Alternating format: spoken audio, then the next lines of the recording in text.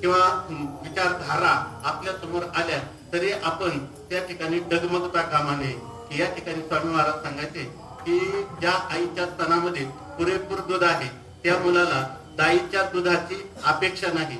त्याप्रमाणे अरे आपल्या वाट्याला एकनाथी भागवत आलेला आहे, आपल्या वाट्याला ज्ञानेश्वरी आलेली आहे आणि या जगद्गुरु तुकोबारायांची किंवा सर्व संतांची सकल संत गाथा आहे. हे जर 3 ग्रंथ आपल्या समोर असतील तर ही वारकरी संप्रदायाची प्रस्थानत्रय आहे.